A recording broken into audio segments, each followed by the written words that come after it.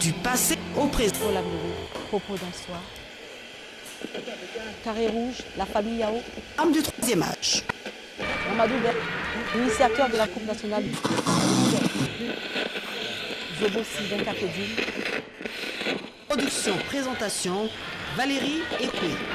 Clémentine Tipida. Justine Apéa. Bart Berthier. Collaboration technique, Clémence Conan.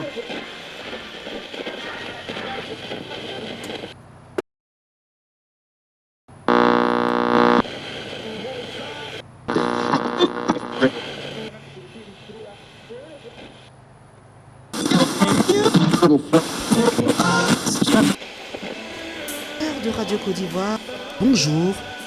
Travailleurs, bonjour. Bonne fête. Au sommaire de cette émission spéciale. Pépé, on dirait que ton poste il est gâté. Faut jeter ça maintenant. Ce poste-là, le jeter, il est plus vieux que ton père.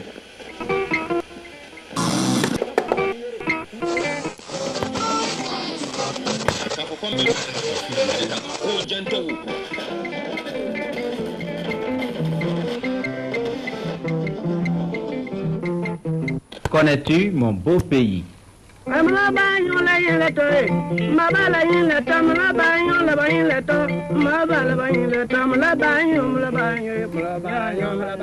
Connais-tu mon beau pays? Une invitation à découvrir la Côte d'Ivoire avec Jules Kofi-Yeboah. Mon fils, mais c'est la radio? Attends. C'est mon émission préférée. Attends. Comment tu fais ça? Il n'y a pas d'antenne. C'est la RTI par Internet. RTI par Internet. Tout le monde connaît ça. Avec ça, tu peux regarder la télé, écouter la radio et même les émissions d'avant-avant. Avec ça? En 1960, la Côte d'Ivoire ne disposait que d'une station de radiodiffusion appelée Radio Abidjan. Elle fut créée en 1951 et deviendra Radio Côte d'Ivoire en 1961. Mais c'est le 8 février 1951 que Radio Abidjan, l'ancêtre de Radio Côte d'Ivoire, émet pour la première fois depuis le palais du gouverneur au plateau. Les programmes étaient de 15 minutes par jour. Radio Côte d'Ivoire va occuper l'espace radiophonique national jusqu'à l'avènement de Fréquence 2 en 1991. Le premier directeur dont je me souviens, je crois que c'est Amadou Thiam. Dans les années 60 jusqu'à 63, nous admirions, nous étions fiers d'entendre un de nos compatriotes qui présentait le journal Parler de 20 heures avec les Toubabs. C'était Joseph Dumandé. Il y avait une seule chaîne. Et puis un jour, je me suis dit, en tant que responsable des programmes, j'ai dit enfin, on pénalise les dames, elles n'aiment pas le football. Et quand il y a du football de 15h à 19h, toute la radio est occupée par le football de 15h à 19h. Je dis ça, ce n'est pas acceptable, il faut mettre autre chose. Donc, j'ai fait créer la Nationale 2, qui par la suite est devenue, en 91, Fréquence 2. Depuis mon jeune âge, j'ai été une passionnée de la radio. Mon père avait un poste transistor, une espèce de caisse avec une lucarne où brillait une lumière. Cette lumière m'attirait. J'entendais des voix à travers cette caisse. J'ai eu envie de découvrir ce mythe radio. J'ai cherché et j'ai découvert ce mythe. Malheureusement, plusieurs hommes, plusieurs femmes, du troisième âge, comme le soulignait tout à l'heure Madame Ossi. Oui. Maman dit de venir manger. Sinon la nourriture va se refroidir. On arrive. On est en train de regarder les choses d'avant. D'accord. Mon fils, tu as dit que dans boîte là, il y a télé dedans aussi. Est-ce que c'est vrai? Oui, bébé.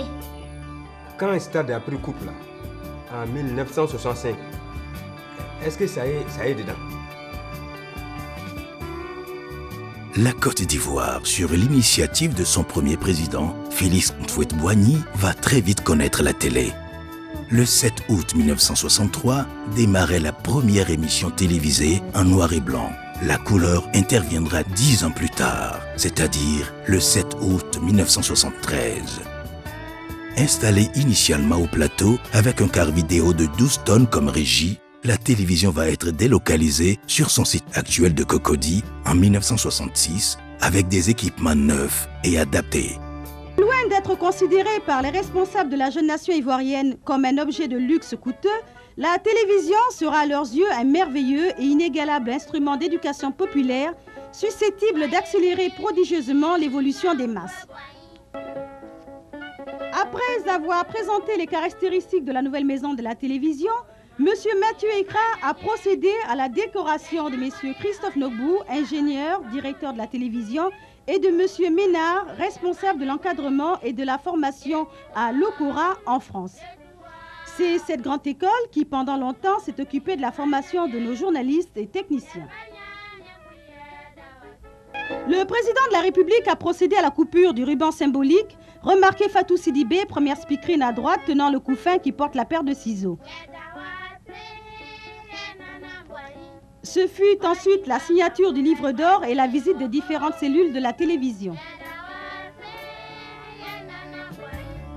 Aujourd'hui, le groupe RTI, avec RTI 1, RTI 2, RTI Boaké, Radio Côte d'Ivoire et Fréquence 2, ouvre une ère nouvelle du service public.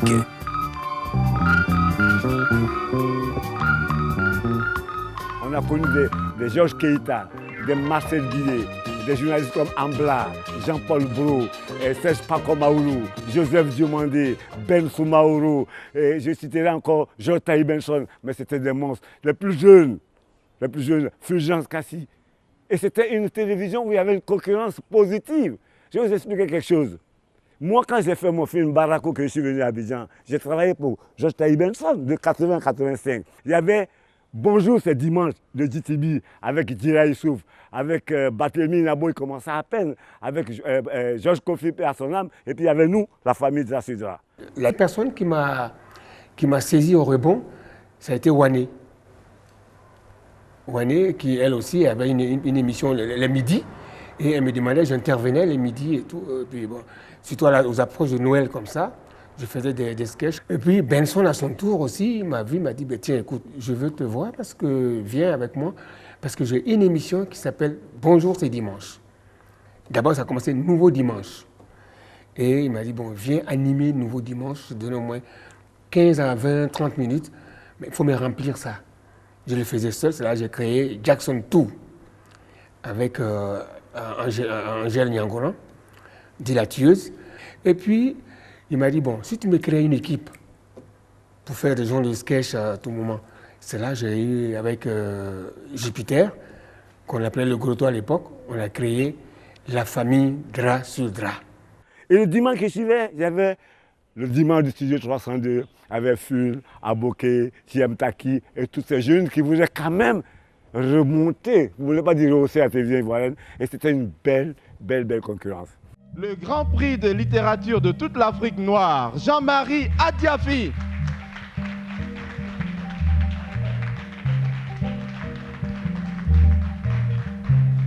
Bonjour Adiafi. Des émissions, il y en avait à la pelle, oh là là, les émissions, je me rappelle encore comme si c'était hier. Vous avez le 4 Béchot de Georges Taï Benson. Et ce soir au village, avec le grand frère d'Aïcha Koné, avec Bertin Kwaku, avec Kwani. Lorsque vous écoutez le générique de ce fauteuil blanc, vous voyez Neil Armstrong poser le pied sur la lune. C'était extraordinaire. Et le fauteuil blanc, ça a marqué les générations. Mais c'est pas tout. C'est pas tout. Nous avions tous les combats de boxe à l'époque. Tous les combats de boxe. On se réveillait jusqu'à 4h du matin. On avait des séquences où les orchestres venaient jouer en live. Tous les orchestres, la Médée, tout ce qu'il y a, Pidia, tout ce que vous voulez. Il y avait même l'orchestre de la télévision qui accompagnait ceux qui n'avaient pas d'orchestre.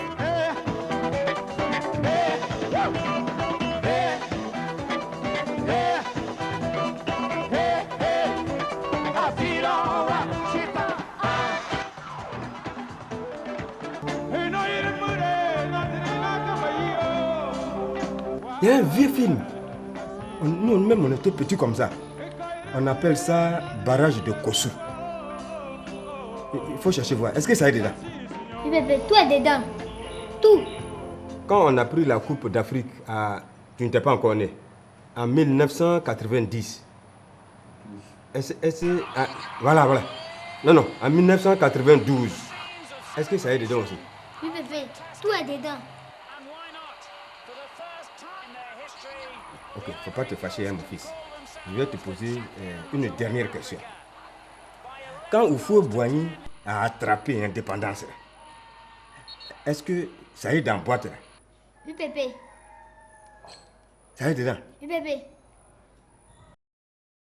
Le chef d'État de Côte d'Ivoire proclame la naissance du pays comme État indépendant et souverain, tandis que tonne le canon et que de la capitale jusqu'au moindre petit village de brousse, tout le peuple ivoirien laisse éclater sa joie.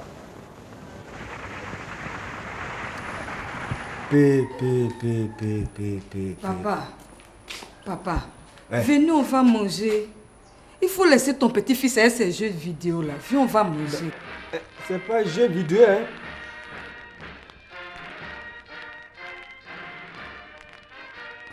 Moi-même, vous êtes en train de me faire rater mon émission préférée. Maman, ce que tu regardes là-bas là, ça se passe ici. Ça est dans la boîte. Dans quoi? Ça se passe ici. Regarde. Hey!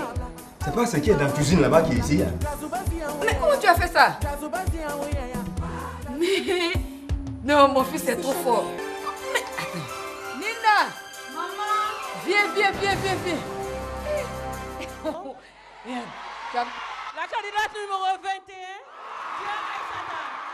Il y a avant.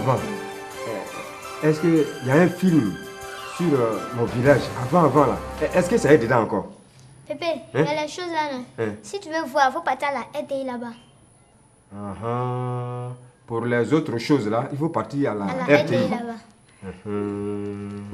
Sur cette terre des hommes appelée Côte d'Ivoire, des générations de journalistes, techniciens, producteurs, réalisateurs, animateurs, personnels administratifs, dans leurs tâches quotidiennes d'hommes et femmes de médias, ont contribué à ériger une nation, à éduquer un peuple, à bâtir un pays.